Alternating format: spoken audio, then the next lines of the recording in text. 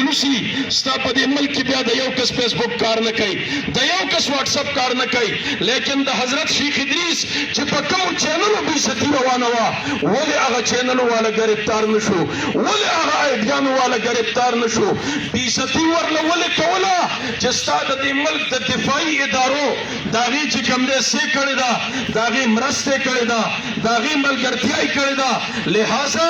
محترمو عزیزانو او دا یو عالم نه دی زه به کم عالم جاړم نن زمونږ په سلونو جنازې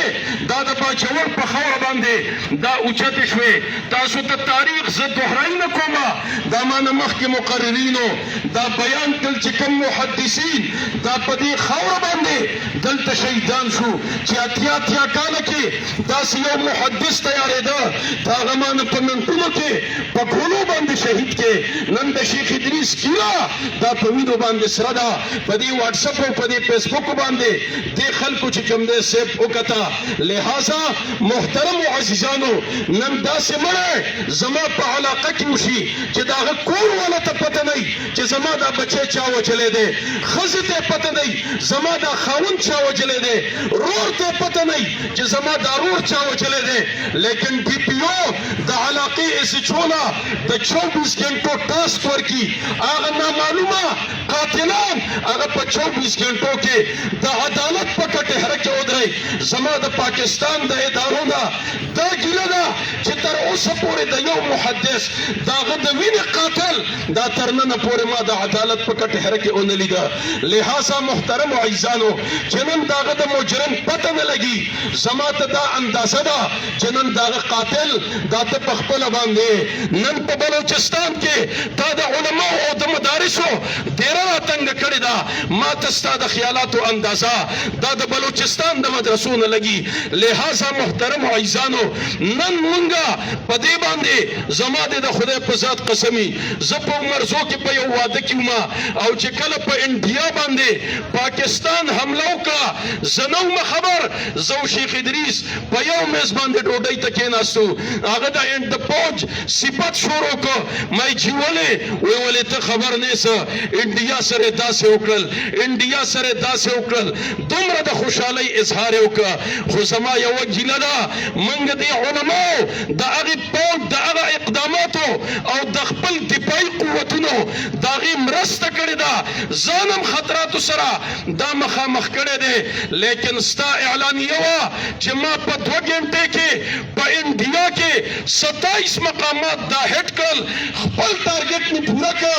عوامي مقامات دا ما بچ کړل نن چې ته په 2 ګنټې کې تمام انډیا هټ کې او خپل مطلوب مقاصد دا په 28 مقاماتو حاصله نن ستا دغه نظریه دا په خیبر کې ولې ناکامه ده دا په اورکزۍ کې ولې ناکامه ده دا په وزیرستان کې ولې ناکامه ده هلته نن پبلک مقامات ته ولې نن د شیخ ادریس د قاتل دپاره ستا دغه وسایل دا ولې چې کوم دی صاحب ناکام دي لہذا محترمو عزیزانو شیخ ادریس دا هغه عالم دی چې موږ به په درس کې طالبانو ته د هغه مثال ورکړو چې تر اوسه پورې د حضرت شیخ ادریس د خولې نه تاسو به په یو لیډر پسې سپکه خبره نه یې اورېدلې چې دا کم خلک بېعزتۍ کوي د ده په لیډر پسې هم څه نه دي ویلي هېڅ یو کلپ داسې د هغه نشي ثابتولی شیخ ادریس هغه مولا دی چې دی دا محترمو عزیزانو دی د فرقهواریت نه پاک موږ دا یو ماډل ګڼه د ده مثال دا به موږ د طالبانو له ورکو او ای د تخبې مسلمانانو ستا یو جومات نه دی پرېښی ستا یوه مدرسې نه ده پرېښې ستا د دې تخبې د هر بچي په سر باندې د ختم په وخت کې دغه شیخ ادریس په لاس ایښی دی د هغه دستاربندۍ نه راغلی دی ستا مبارکۍ نه دستاربندۍ نه راغلی دی لہذا محترمو عزیزانو دا نن احتجاج دا زما پوره من احتجاج دی لیکن که یو وارې زه په دې باندې پوه شومه چې نن په دې ملک کې زما د علم قدر نشته زما د پټکي قدر نشته زما د ګیرې قدر نشته نو نن خو ما د خپل ورکر دا را کنټرول که قاعد جمعیت باندې دماکې وشوې د هغه په بچو باندې حملې وشوې په عبدالغفور حیدري باندې شوې چې نن دغه قوتونو هغه سپلای لاین دا نن دوی چې کوم دی صاحب کټ کو د هغې خبرو سزا دا نن هغې ته ملاویږي. دې دپاره چې دا ملک مستحکمي، دې دپاره چې دې ملک کې زما مدرسه دا ودانوي، دې دپاره چې دې ملک کې زما په سر باندې دا پټکی پروتي او زما په مخ باندې دا ګیری او زه دې محفوظ یم. لیکن یو وارې که زه په دې باندې پوه شوم چې نن زما ګیره محفوظ نه ده، نن زما پټکی محفوظ نه دی، نن زما مولا محفوظ نه دی، نو بیا به انشاءالله تعالی